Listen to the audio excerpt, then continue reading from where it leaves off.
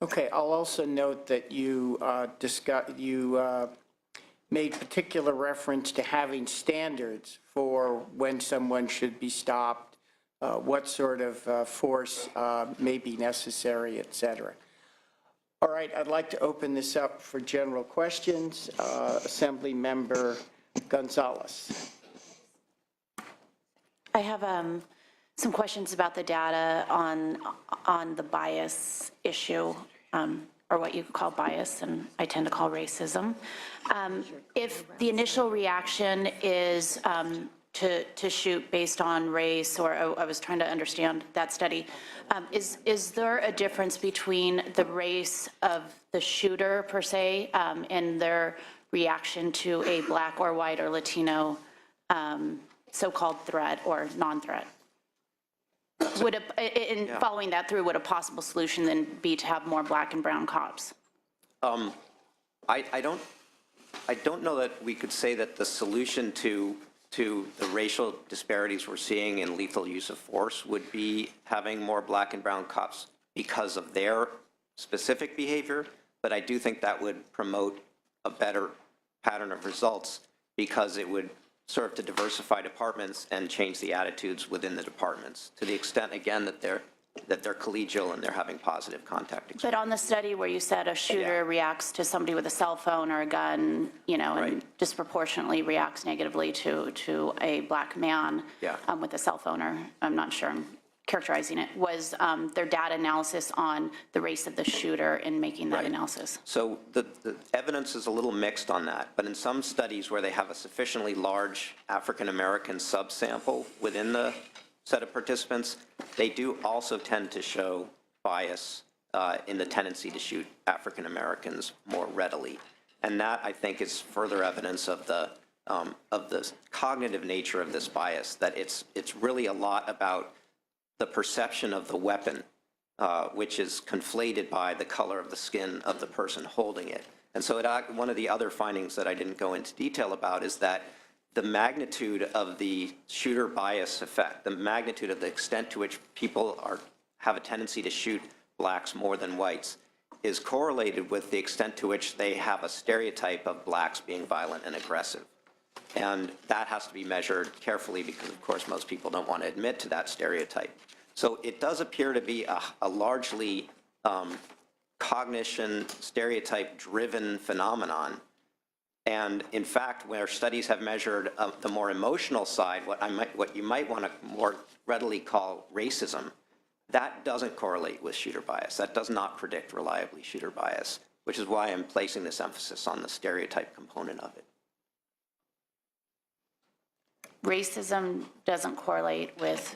So, and thank you. Let me just pick up on the statement you made earlier with the distinction that I'm making between the concept of racism and the concept of implicit bias. And I and other social scientists would probably make the distinction to say that racism is more of an ideological disposition. It's a belief that one's group is superior to others. And implicit bias is a passive, however harmful and invidious thing it is, it's a passive mental process that gives rise to discriminatory behavior, but not intentionally. And I think it's important, whether you hate both of those things equally, it's important to distinguish between them because they operate differently and they should be addressed differently. Fine. Senator Leno. Thank you, Assemblyman Quirk and Senator Hancock for what is a very important hearing, and the presentations have been great. For either the professor or Dr. Saunders, could you share some of your thoughts on this subject with regard to the 2006 Copley decision? So, and I would imagine you're familiar with it. And if you are, I was going to ask for, no, okay, I was going to ask for you to share with us the finer details of it, so I'll do my best. So a 2006 decision known as Copley Press, I'm glad to get some acknowledgement here, a familiarity, prohibits the public disclosures of charges, even sustained charges of police misconduct. So we're talking about transparency, importance of having data I think because of the Copley decision, we don't even have much of the data that we need. Now, it's a very sensitive subject with law enforcement agencies. Their concern, of course, is that if these charges and sustained charges are made public, that there would be risk of danger to the officers, and I certainly am sensitive to that.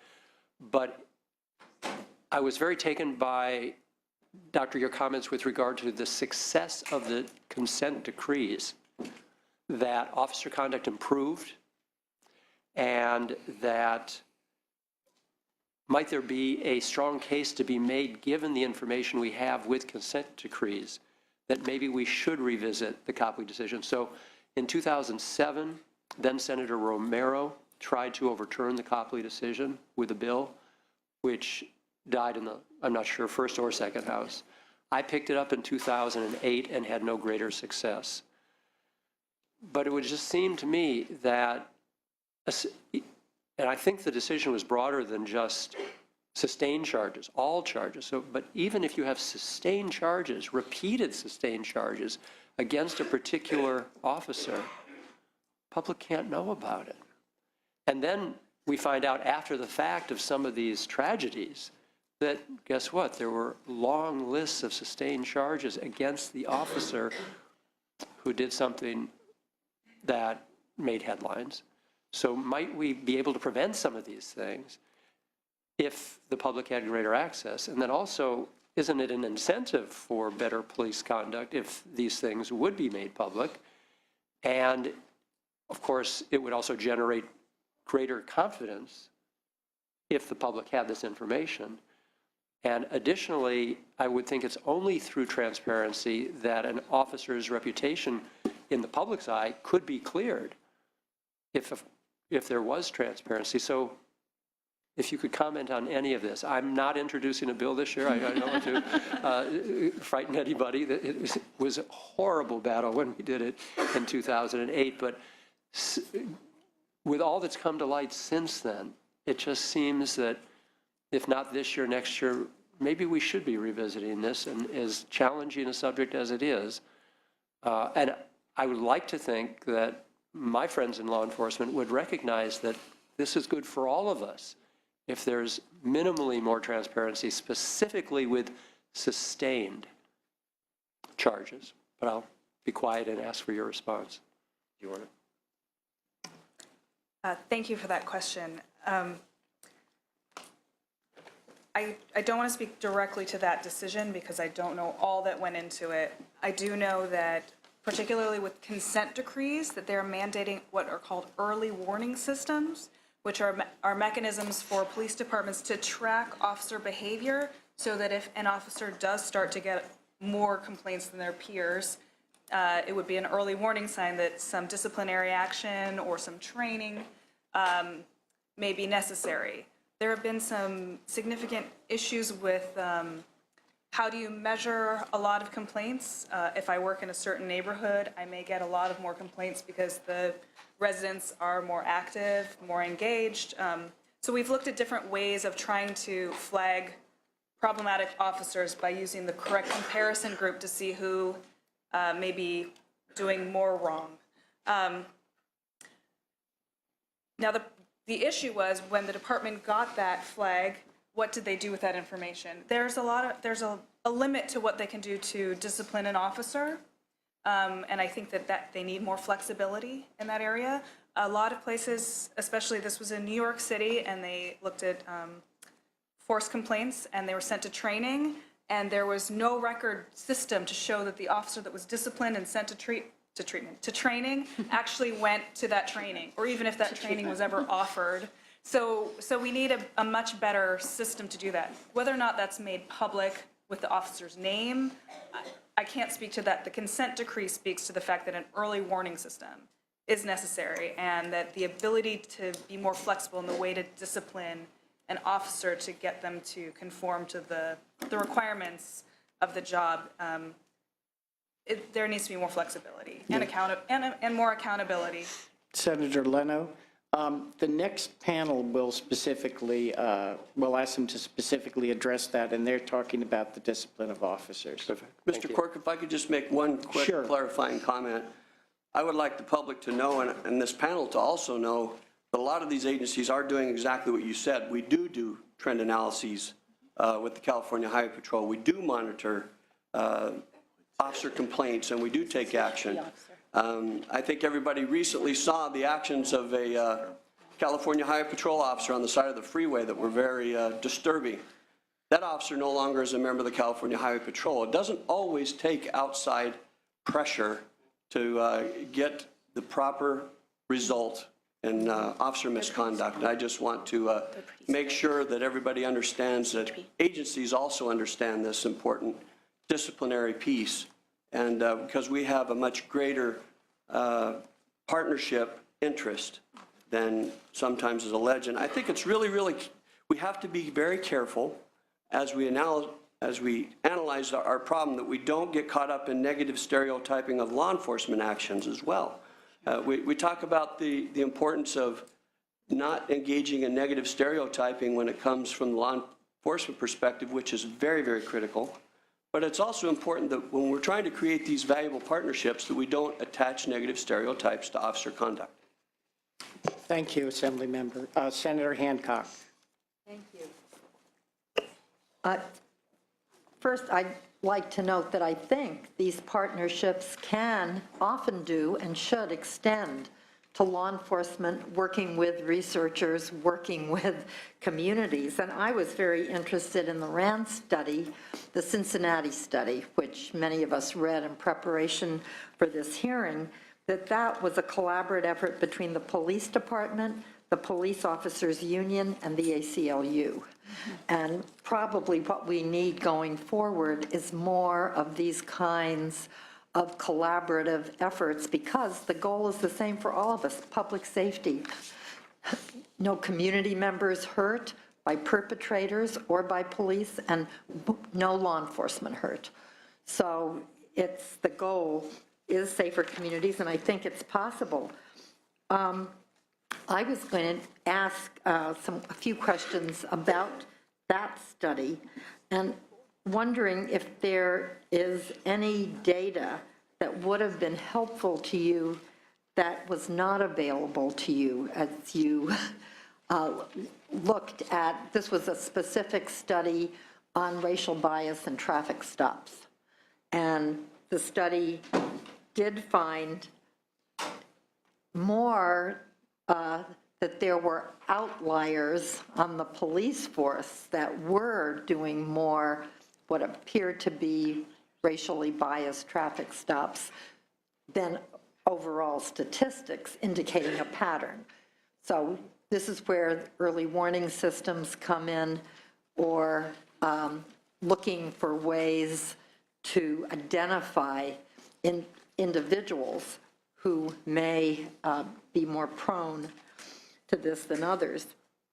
But also that Black drivers were more likely to experience what you call provocative policing and vehicle searches, and white officers were more likely to conduct these searches on Black drivers than white officers were, which again fits.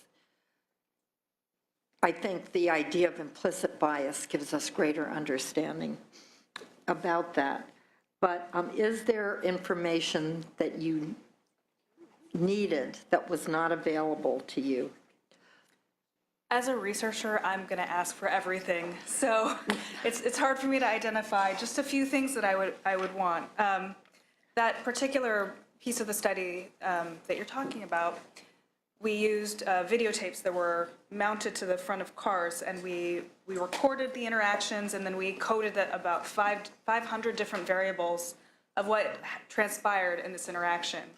You know, there were a lot of issues in, you know, if it's dark out, it's hard to see. So there were a lot of things that I would have liked better video footage. I think that this was a really innovative study design, because we were able to really get at what Dr. Glazer was talking about, what happens in that incident.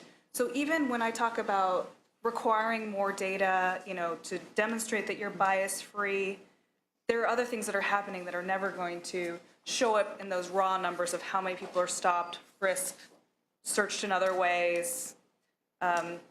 So I do think that looking and consistently monitoring maybe by supervisors of what's happening in that interaction to constantly correct and help the police work better. But from a research perspective, I think it might help in small cases, but I don't think that we need to go completely nuts and collect everything everywhere all the time, if that makes sense. No, it does make sense. And I'm wondering if that leads to a conclusion, if either of you thought about it, not only of community-oriented policing, but of use of what we call CompStat data, so that local law enforcement can track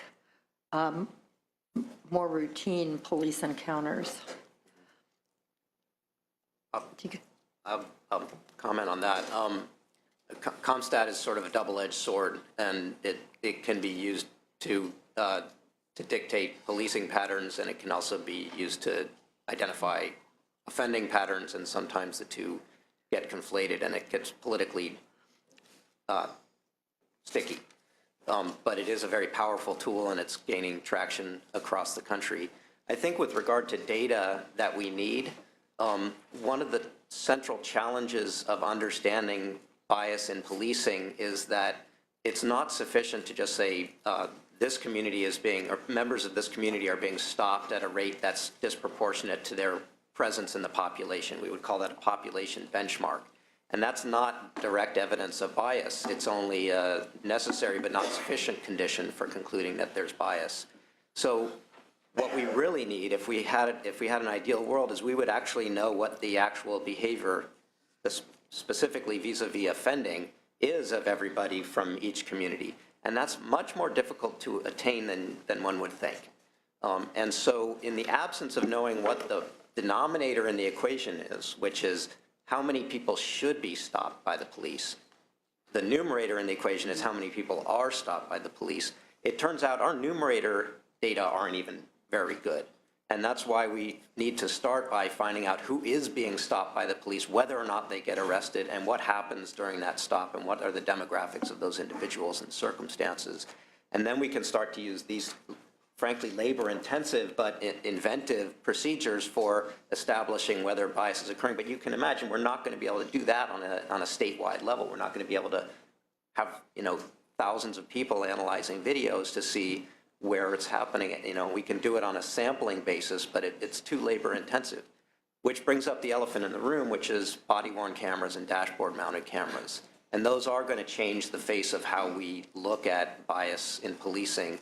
And there's some low-hanging legislative fruit there as well, particularly with regard to when officers can and cannot turn off their cameras. Thank you. And I think we're going to have a number of bills this session that will deal with that. So just for both of you, can you recommend standard definitions to us? And do you think that would be useful rather than have us collect at a statewide level data from different departments and different counties that may be using different definitions of the information we're collecting?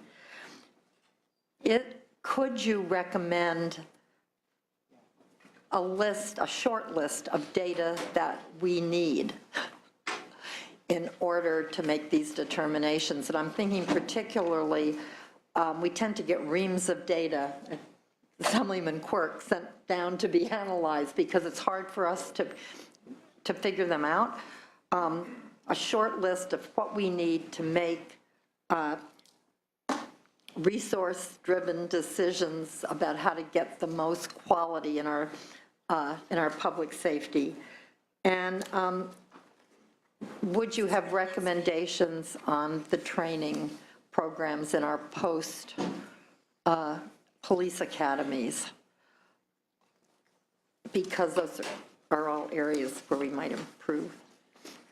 I'll start with data requirements, and I think that we can absolutely provide a pretty short list of data requirements that would greatly help researchers figure out what's going on.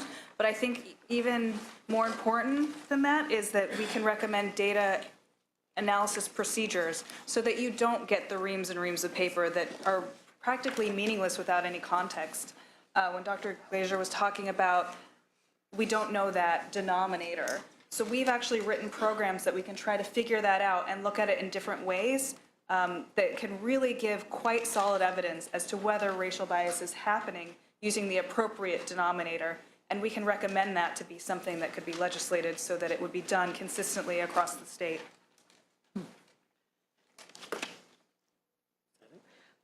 Yeah, and then training, because I know you were saying that there's no evidence that certain trainings work better than others. Do we know any that don't work and we should drop? Well- Or are there any promising directions? I'll go so far as to say that worse than there being an absence of evidence of training work, there's evidence of an absence of the training working.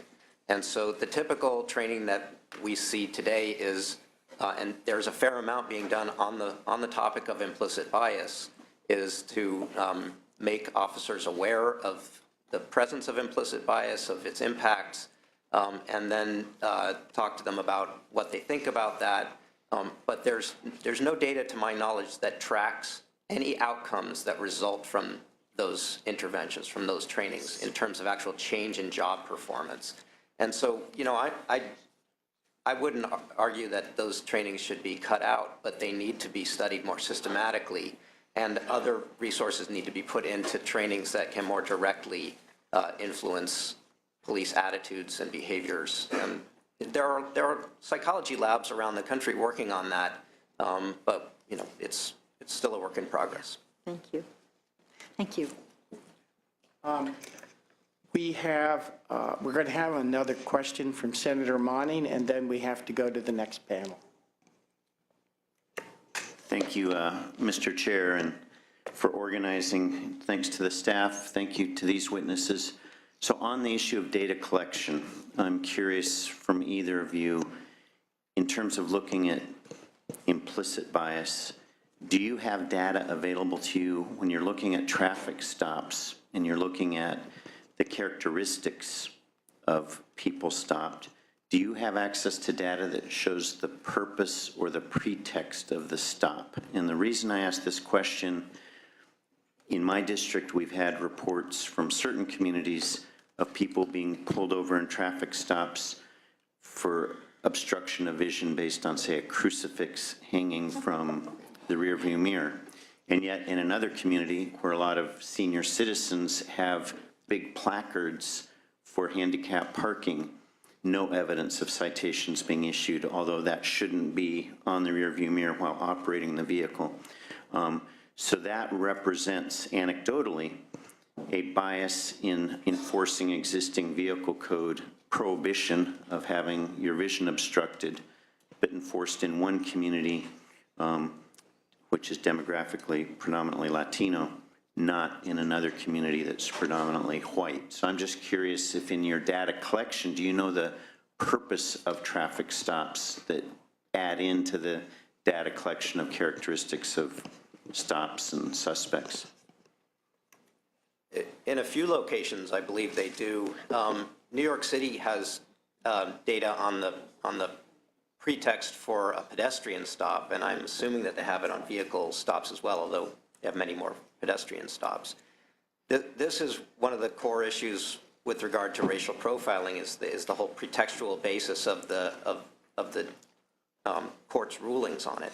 And particularly with regard to vehicle stops, the U.S. Supreme Court has essentially stated that they're not concerned about the actual motivations of the officer as long as there's an articulable, valid pretext for a stop.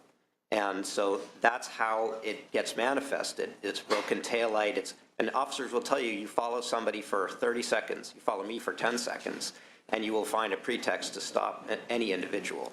And so it's really a matter of looking through the prism of race and making that judgment of suspicion. So this is an issue that could be addressed with limiting discretion and greater proscriptive and prescriptive guidance on what are valid bases for stops that are stronger and more stringent than the Supreme Court standard, which is really quite loose. They've looked at this within the stop and frisk in New York, as Dr. Glazer was saying, and they did find that that's appeared to be the case. And the way they measured that was by how many people were found to have a prohibited item. And so they found there was a disproportionate number of minorities stopped and frisked, but a much lower proportion of them had any contraband on them than the smaller number of Caucasians who were stopped with the larger proportion of contraband on them. So that was a quite clear lens to see the pretextual stop through. It's also been looked for in traffic stops for how often contraband has been found when there was a search, and you find the same sort of pattern.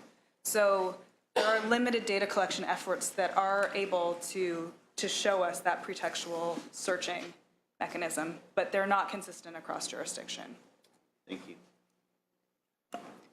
Mr. Chairman, So, excuse me, Mr. Chairman, would ahead. you just indulge me one question, please? sure. Thank you. So you mentioned community-oriented policing programs, which have been used in my city, and they're very effective. They work very well. I think when law enforcement shows up only when something has gone very wrong, they're met with hostility, as one can imagine. So the law enforcement being involved in the community, that's a great model to use statewide. I'm just curious if you've done any research to see if this bias or racism, whichever way you view it, is that a cultural thing that is established within departments? Because it seems to vary, right? And so there was a CNN documentary by Soledad O'Brien. It was called Black and Blue. I don't know if you saw it, but it was about the relationship between the African-American community and the New York Police Department. And it was quite telling to see how they viewed one another. And they were met with hostility because that was the environment that was set up. And I couldn't help but wonder while watching it, was that the culture that was established from the top down? And I can't certainly determine that, but it's something that went through my mind. So have you done any research that would help you determine whether it's something that's coming from higher above, something that's, that's cultural, or is it just a random bias that is inherent in some and not in others? Well, that's an excellent question. And I'm sorry to say I have not done any research on that, and I don't know who has, but one of our goals for the Justice Database is to measure attitudes at the departmental level and to interview leaders of departments to try to get a sense of the extent to which the departmental culture, just as you say, influences the behavior and the biased potential behavior of the officers. So that's an important area about its future research. It's not past to my knowledge, but I think it's a very coherent theory, and that it is very worth looking into. Thank you. Okay, again, we do have a hard stop at noon. I have been very impressed with what the two of you have done. I want to thank you very much for being here. I'm going to ask a favor that perhaps on one page you could put your most important recommendations to us. And as the legislation comes forward, from my colleagues, we can see if we can introduce that to them and hopefully come up with better legislation. I really appreciate all the work that you're doing in terms of trying to get us on a fact basis. And I think it's extremely important that we use the information you've gathered to improve what we do here. So thank you very much again, Professor Glazer and Dr. Saunders. Thank you.